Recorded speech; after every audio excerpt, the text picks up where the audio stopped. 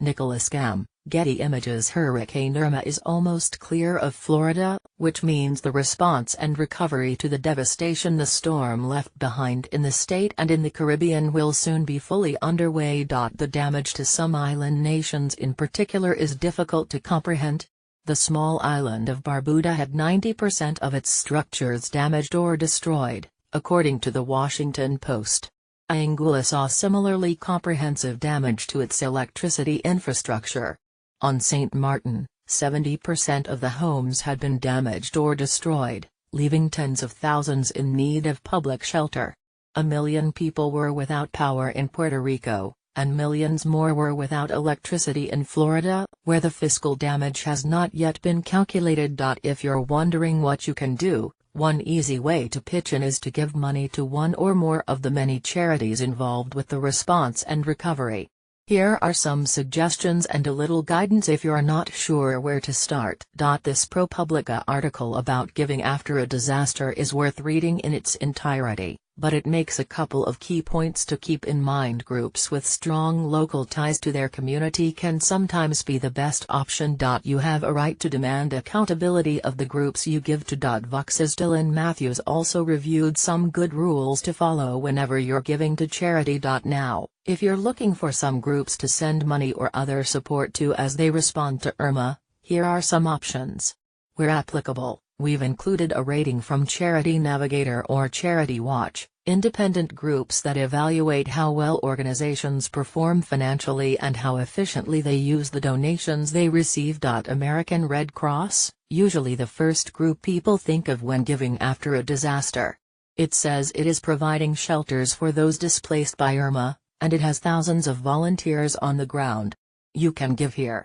3/4 stars from Charity Navigator. A series of reports by ProPublica have raised questions as to how Red Cross uses its donations for emergency relief. You can find some of those stories here.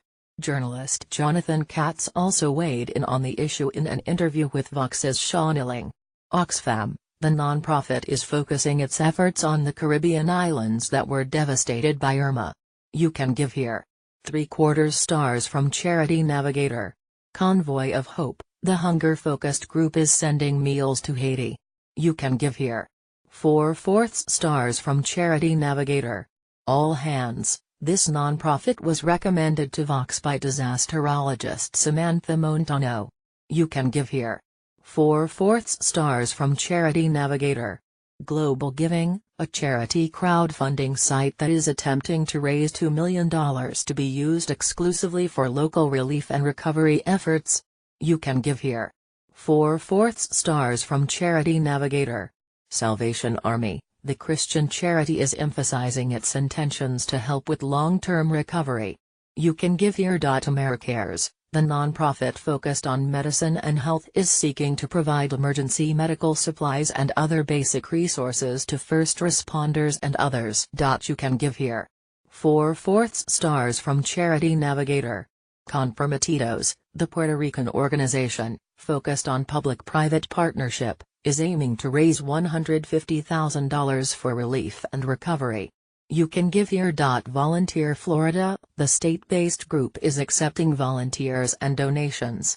Learn more here. United Way of Miami-Dade, one of the major local nonprofits that will be working on Irma recovery. You can give here.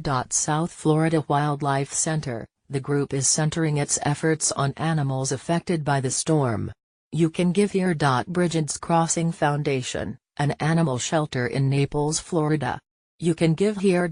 Check out Charity Navigator's Hurricane Irma page if you'd like to see more options.